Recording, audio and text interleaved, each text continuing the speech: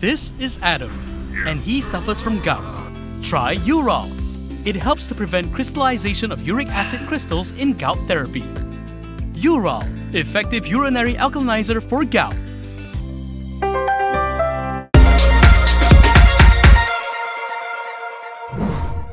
Good evening, I'm Ravina and this is KiniNews. The Pardons Board has released its official statement on Najib Abdul Razak. The board has decided to reduce Najib's jail sentence to 6 years.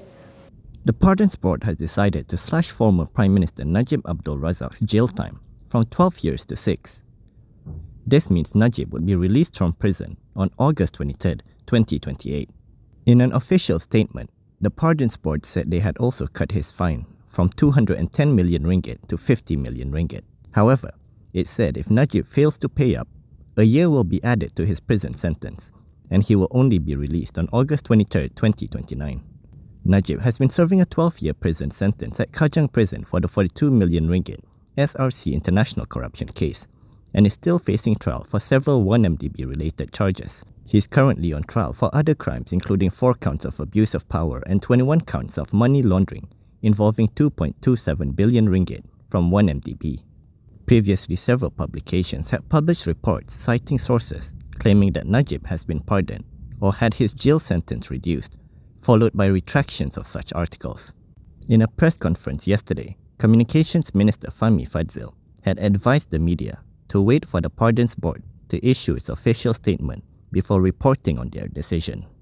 Meanwhile, Najib's family expressed disappointment that he did not get a full pardon and immediate release.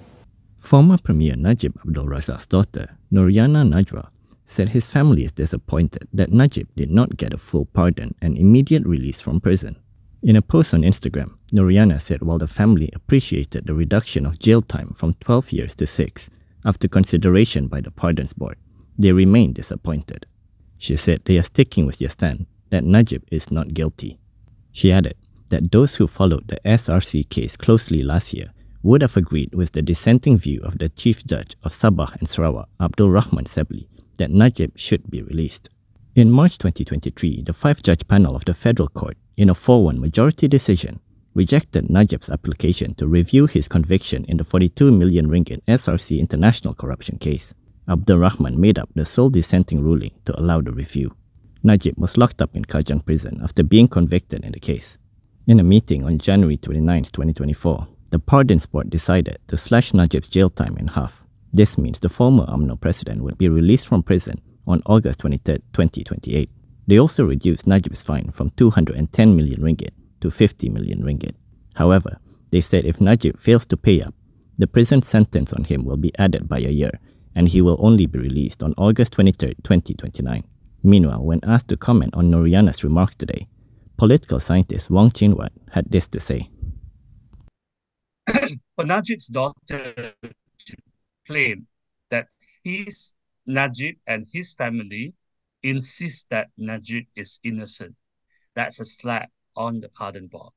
Basically, you have a convict who doesn't believe that he has done anything wrong, and he just believes that he's entitled to cut down his jail term by half, and a big Chinese New Year ang pao worth of 160 million ringgit.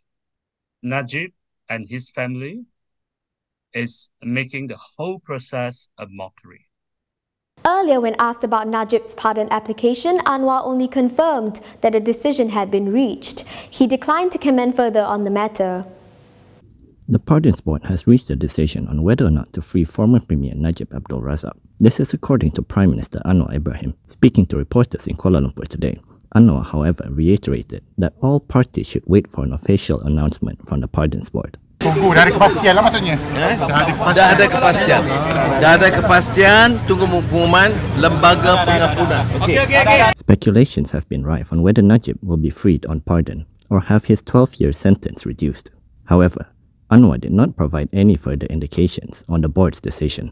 Yesterday, Federal Territory Minister Dr. Zaliha Mustafa said the decision on the application would be announced this week. Najib is serving a 12-year sentence in Kajang Prison after being convicted in the 42 million ringgit SRC international corruption case. The imprisonment was meted out by the High Court upheld by the Court of Appeal and Federal Court. Najib is also on trial for other crimes, including 4 counts of abuse of power and 21 counts of money laundering involving 2.27 billion ringgit from 1MDB. Dimzis and his wife are seeking to nullify the criminal charges against them. This is among additional relief that they are looking for in their existing judicial review. Dimzis and his wife Najib Abdul Razak are seeking a court order to nullify the criminal charges against them. This is over their alleged failure to abide by an MACC notice to disclose their assets. Dim and his wife are seeking the additional relief in their existing judicial review, which initially challenged the MACC probe against him and his family. According to an affidavit in support of the amendment bid, the family's lawyer Alicia Sabrina Gomez said they seek the additional relief because the civil action is targeting the validity of the MACC notices, which form the basis of the criminal charges. Alicia said in the event the 2 notices are declared void and quashed, the 2 charges which are predicated on non-compliance with those notices would similarly be void and bound to be quashed. According to a copy of Dim's affidavit in support of the judicial review, he contended that the MACC's conduct was perplexing and deeply disturbing. He said the Commission's probe was baseless and amounted to a fishing expedition. Among others, he claimed that the MACC did not disclose to him the nature of the offense that he was being investigated for since last year. He said while the MACC cited the worldwide release of the Pandora Papers containing files on offshore companies and assets linked to him and his family as the basis for the probe against him, no investigation was carried out against other well-known figures named in the leak. Through the affidavit, Dim also said that he was a fairly successful and wealthy businessperson before joining politics and holding public office as finance minister in 1984.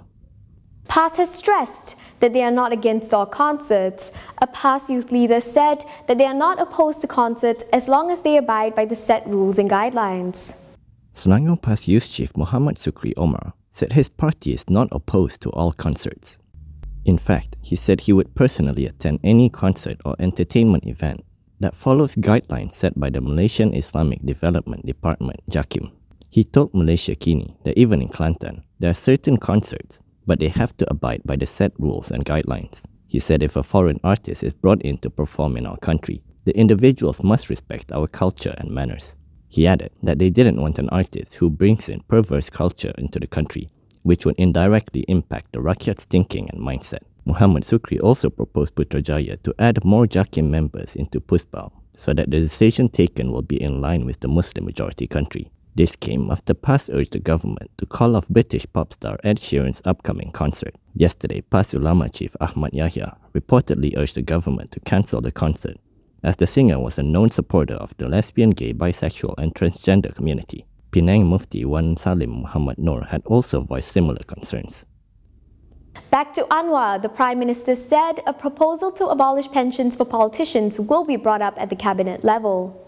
The proposal to abolish pensions for politicians will first be discussed at the cabinet level and then brought to Parliament before any decision is made. This is according to Prime Minister Anwar Ibrahim. He said as a moral responsibility, the matter needs to be tabled and fully explained, as it was difficult to rationalize if the abolition of the pension was excluded for politicians. Anwar said some people asked, what about politicians?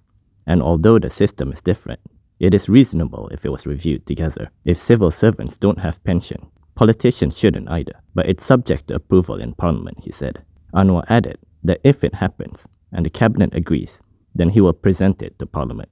He also stressed that if any member of Parliament wants to reject it, it's up to them, but he will present it because in terms of moral responsibility, how can they present it to the public with sound economic reasons but give an exception to politicians? Meanwhile, he said the proposal to abolish the pension system for civil servants had been raised when he was finance minister in the 1990s, but it was not implemented. He emphasized that the issue, including its economic implications, needed to be fully explained to the public to ensure civil servants did not feel disadvantaged by the new retirement system. Anwar has also urged all leaders and civil servants to collectively combat corruption. He said the practice of using power and the government as opportunities to amass wealth must be stopped to serve as a lesson. Prime Minister Anwar Ibrahim said that the King of Malaysia, His Majesty Sultan Ibrahim, as well as the Malay rulers, backed the government's efforts to enhance governance and cleanse the country from corrupt practices. Anwar said this following an audience with His Majesty the King at Istana Negara yesterday. Anwar also urged all leaders and civil servants to collectively combat corruption and make Malaysia a role model to elevate its dignity as a great nation. Anwar said he is confident that Malaysia's dignity will be elevated if we use the right policies and cleanse it from corrupt practices. Anwar added that the practice of using power and the government as opportunities to amass wealth must be stopped to serve as a lesson. He also stressed that leaders should bear the responsibility as a mandate, and the Prime Minister or Finance Minister's success must not be measured by how many billions of ringgit they can amass. Meanwhile, Anwar said throughout his 1 year in government, he has never questioned the MACC, the Inland Revenue Board, or the decisions of the judiciary.